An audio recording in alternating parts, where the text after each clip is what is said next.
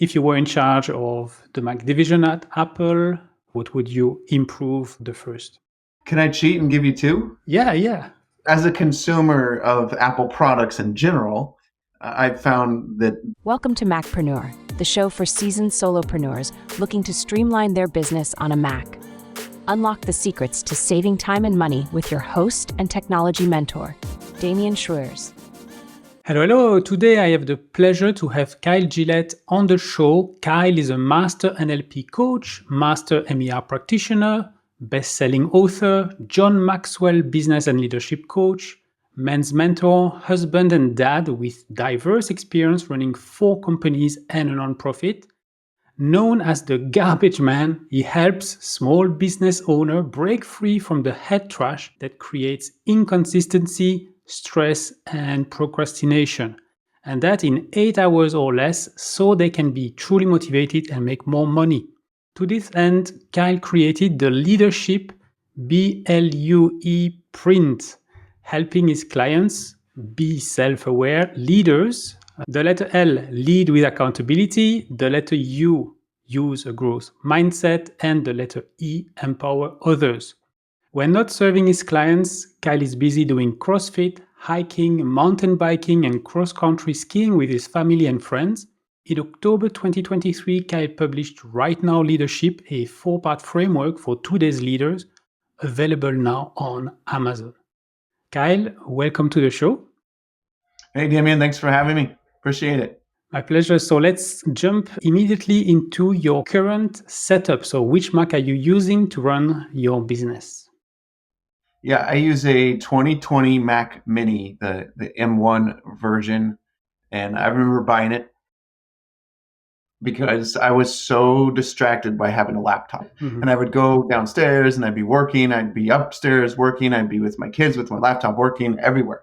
And I thought, if I just get a desktop, I can't stay distracted, I can't work everywhere. And we still have the laptop, and so I use it for presentations when I need to.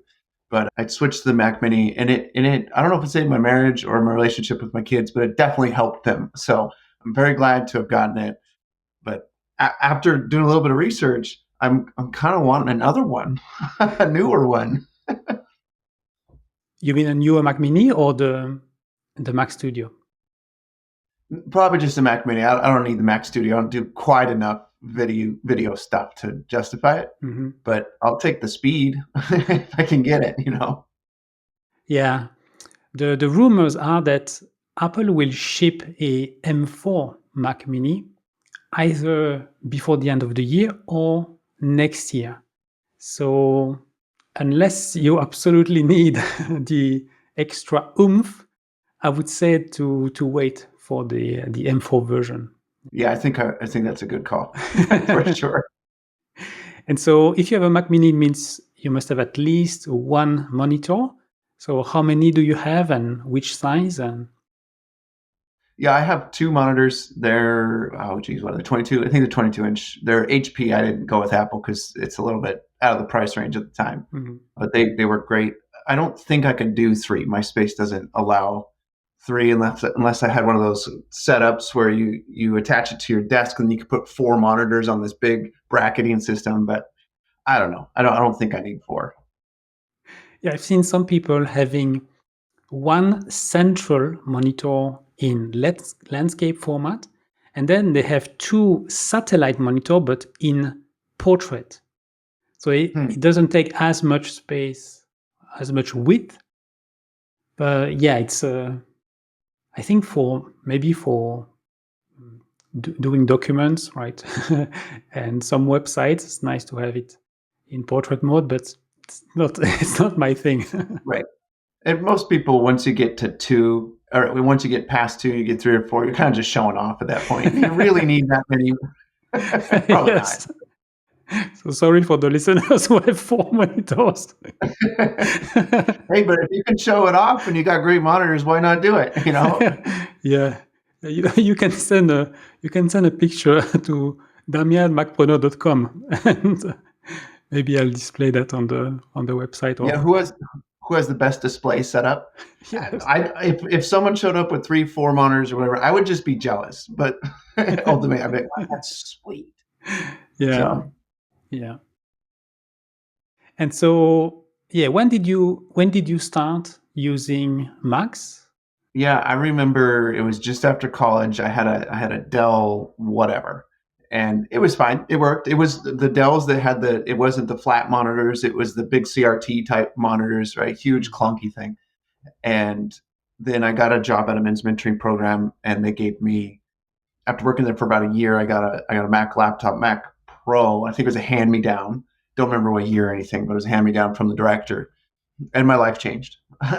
All of a sudden, running a computer became easy. Running software and doing whatever I wanted to do on the computer was much easier. There was a little bit of I can't remember what you call it when you have to emulate.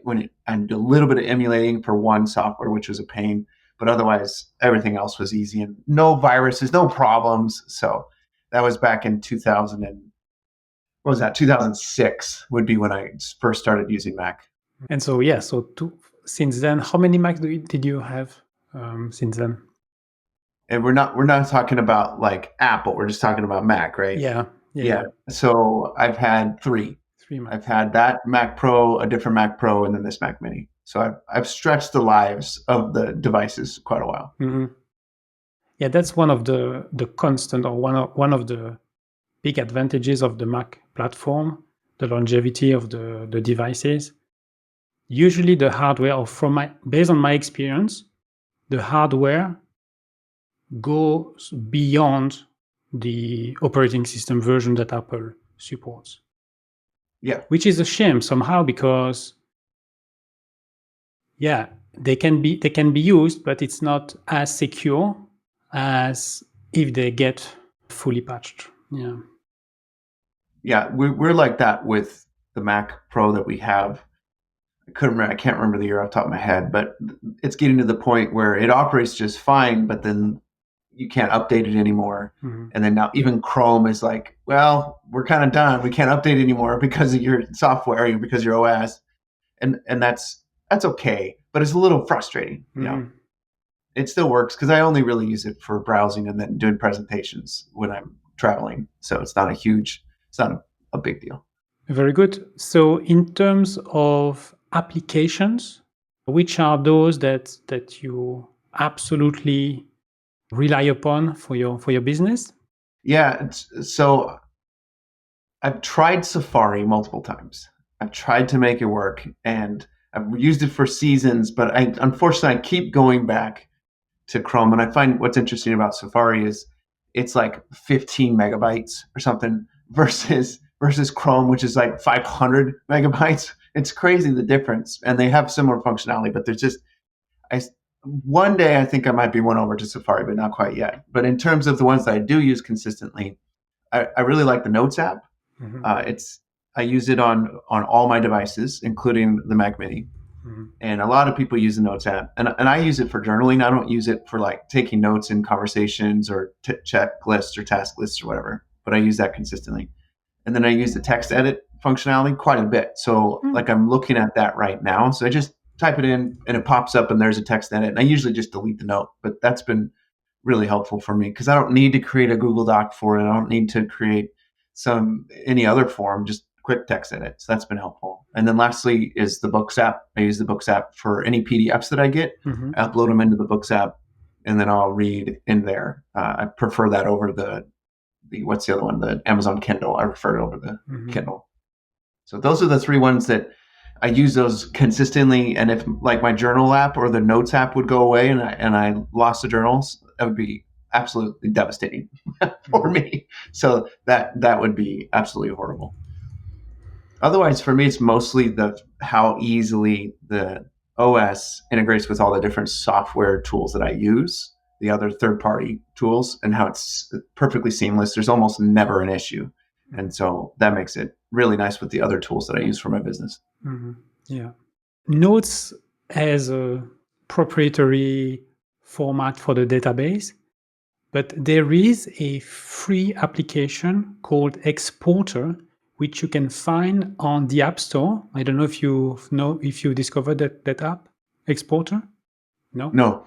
You can do a backup of all your notes in HTML or in Markdown format. I've tested both, and the HTML one gives me less errors because Okay. Yeah. I have a lot of notes. I use most of the features that Apple offers with the tags and stuff like that. I put images. I handwrite because I also have the iPad Air with the pencil. So I have usually some of my notes, they have a mix of typed stuff plus handwritten or hand-drawn diagrams. But yeah, and so there is no automatic mechanism, but I have a reminder every Saturday at 6 p.m., I think. I have a reminder to go to launch Exporter, the app on my Mac. You click on you have to choose the format first.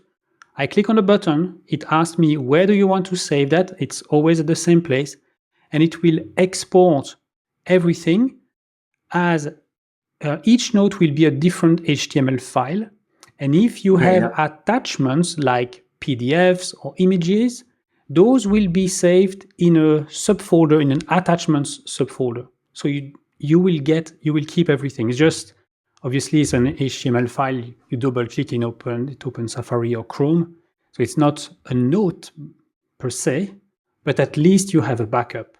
Right. Currently it's saved to iCloud, so that might be worth it though to double save it. And then I don't have any handwritten or images in there that I'm aware of, but there are over 3,000 entries. So it's like 10 years. Prior to journaling digitally, I was journaling on paper, and so I've got another 10 plus years that direction too. So it would be good to have it for posterity's sake, I guess. Yeah. With notes, I have lost notes, but truly lost, because so there was a bug at one point. I drag and dropped a note from one folder to the other. It disappeared from the origin folder and never appeared in the destination folder. Oh.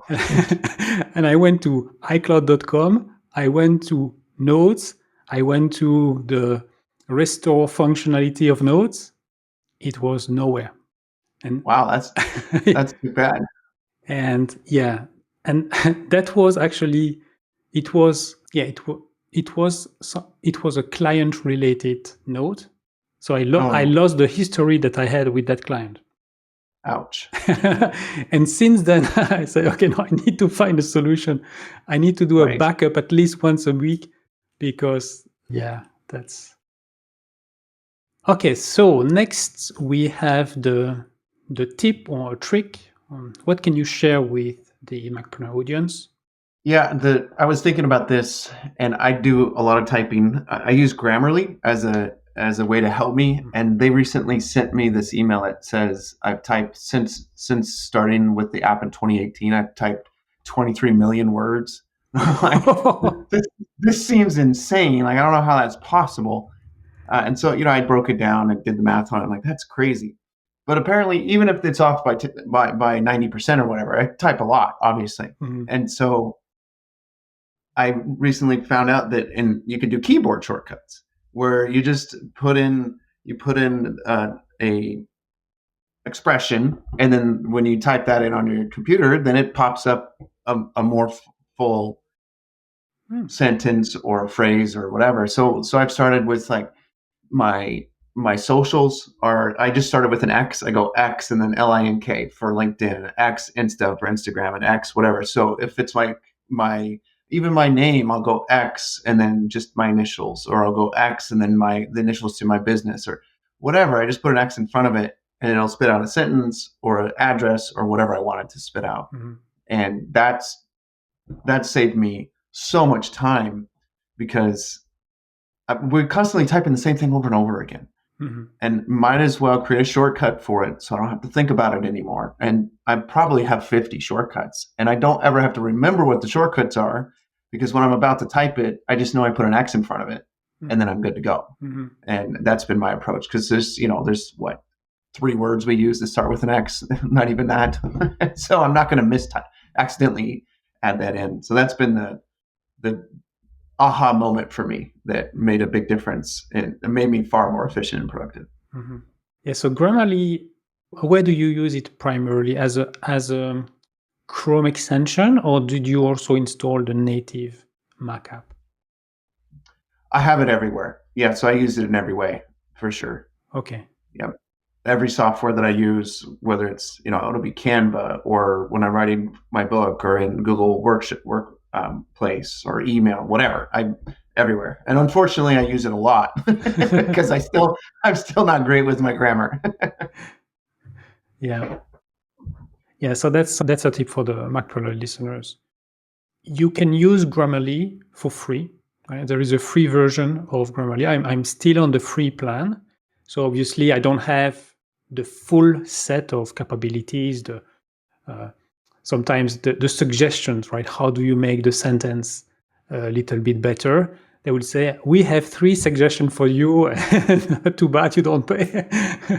But for the basic spelling mistakes and grammar mistakes, it's very good. And installing the native Grammarly Mac application allows to use Grammarly in Notes, in Mail, in native applications rather than only in the browser with the browser extension. Yeah. Yep. And I found it worth it for my use case. Mm-hmm. That's for sure. And do you have the paid plan, or are you still on a free plan? No, I've been paying for it for probably 6 years. I think I started paying for it when I first got it in 2018. So because I was having to write a lot, and I still write a lot. I've written 3 books, and so I studied grammar before I wrote my first one to get it figured out, but then I still don't have it figured out. And so having that insight, plus now it's switching over to AI a bit as well. So they're adding some AI suggestions in there, which is helpful, not super helpful, but it's helpful. Mm-hmm. So there's a lot of benefit for me with the paid version for sure. Yeah, Grammarly is the OG AI grammar correction tool. There is no secret that they are using AI. It's just that there are different kinds of AI. What we call AI today is generative AI, but there are 2 types of AI, and the other one is simply the predictive stuff, like a translation, right? So the way Grammarly has been trained is this is a set of badly written words, and this is the same set of correctly written words. So it knows, and it has been trained on different sentences and so on. So it can, it's AI before the craze of AI that we have today, actually. Yeah. Yeah, that makes sense. I could see the difference between those 2 for sure. Yeah. Well, it's a little bit like Google Translate, except that rather than going from one language to another, you go from badly written words to correctly spelled and written sentences, right? So it translates in that way, not from one language to another. Yeah, understood for sure. Well, we need that in our personal lives too, right? Can we have a Grammarly for my conversation with my wife or my kids, please? Yes. This little icon pops up over my head, and they tap it. Oh, that's what you meant. Yes, that is what I meant. Yes. And then I could do the same. That'd be perfect. Yeah, a men-women translation. Yeah, right. Yes. Yeah, that would be funny. That'd be a good way for Grammarly to advertise, actually. Yes. That'd be a pretty funny way for them to advertise. Yeah. Very good. We're almost at the end of the show. If you were in charge of the Mac division at Apple, what would be your first priority? What would you improve the first? Sure. Can I cheat and give you 2? Yeah. Sure. So as a consumer of Apple products in general, I've found that their different attachments, the way that they have you attach things to the devices, is obnoxious. And so on the hardware side, I would strongly suggest USB-C and everything, everywhere. Like whether you're connecting a monitor, you're connecting it to an iPad or iPhone, everything is just switched over to USB-C. And I don't pay attention enough to the the Apple/Mac world to know if that's actually what they're going to be doing soon. But I was just looking at the Mac Mini on the website, and it's still a Thunderbolt connection in the back, whatever that means. I don't know if that's Lightning or just USB-C, please. Like, let's move on, so I don't have to have 7 different types of wires. So that'd be number one, hardware. Number two would be software, and there's this back internet tool that I found by accident that's called Clip Menu. And what Clip Menu does is it saves a log of what you've copied. So it has all the things that I've copied up to 100 items. So sometimes that could be up to like 3 or 4 days worth of things that I've copied. And usually I'm only using the first 10 in a given day where I'm referencing them. But Click Menu is dead. It does, so I just have a zip of it, and so it's not nobody's what do you call it, monitoring it or updating it or anything, unfortunately. So I've just kept a zip file of it so I can move it from computer to computer. But someday it probably won't work anymore on a Mac, and then I'll be like, oh crap, I'm hosed, because there's no native tool on Mac to save a record of everything you copied. I have no idea why the brilliant people at Apple haven't figured out that it's convenient to, when I copy 6 things and I'm moving them over to various areas, I don't want to have to go over and copy and then move it again and then go over and copy and paste. It's obnoxious. So this Clip Menu has saved me literally hours of time. And so if Mac could figure out how to do that with their copy paste functionality, that would be, I would imagine it would bring smiles to so many people's faces. So those would be the 2 things in my world that would change. It would be huge for consumers. Yeah, it's a very good point. I'm using Paste. It's a paid app.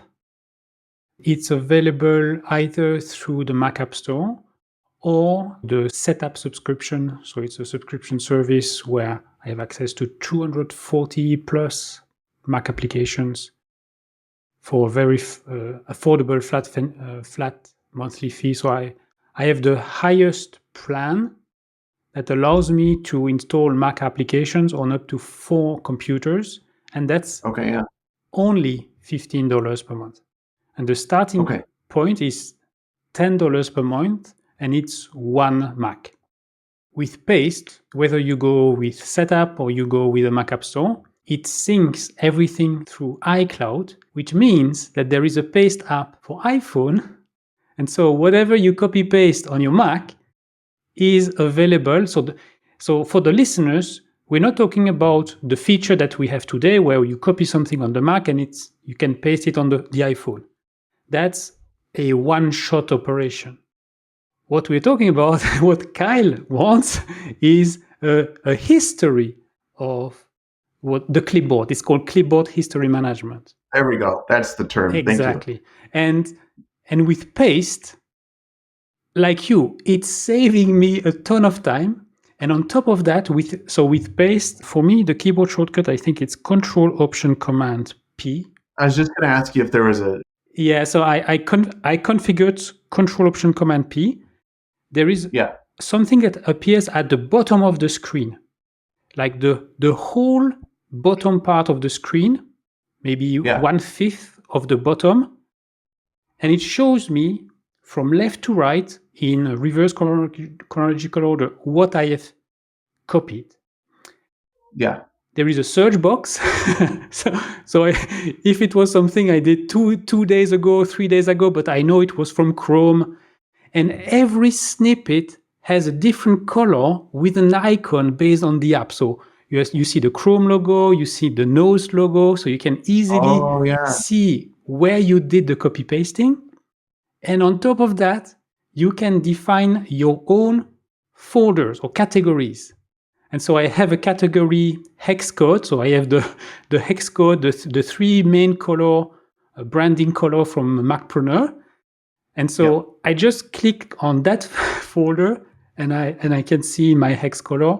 And you can then right click on the thing and you have a copy to copy it again in the clipboard, or you have paste to and the name of the active application. So don't even need to do copy and paste. You can immediately paste to whatever is the most active thing at the time. That's great. I mean, I think the one that I have, that's just a zip file. I think it does a tiny bit of those other things. Like it has snippets as well, but otherwise the functionality of paste sounds way easier and better. But I don't have to pay for mine, but still, there's the functionality part that does save time too. Okay, so Kyle, where can people find you online? My website is gillettesolutions.com, and you can check out my book by going to gillettesolutions.com/book. It's a great way to get to know me. And I actually include some tools that I use in my business beyond what we've talked about today at the back of the book to help people implement that blueprint framework that you had mentioned at the beginning of the show. So if you want to learn more about me, just look that up on socials, also Gillette Solutions, any of the socials, you'll find me that way too. Perfect. Thank you very, very much, Kyle. I will put all the links in the show note as usual. And for the listeners, if like Kyle, you would like to be a guest on the show and share how you are using your Mac to run your solopreneur business, it's very simple. Just visit macpreneur.com/apply. And if you are already on Podmatch, you just click on the button and you will land immediately on the show profile page. Otherwise, fill the application form and I will get back to you within a few days. So once again, it's macpreneur.com/apply. And so that's it for today. And until next time, I'm Daniel Schroers, wishing you a great day. Thank you for watching the Macpreneur podcast. If you've enjoyed the show, please leave a comment and share it with a friend right now.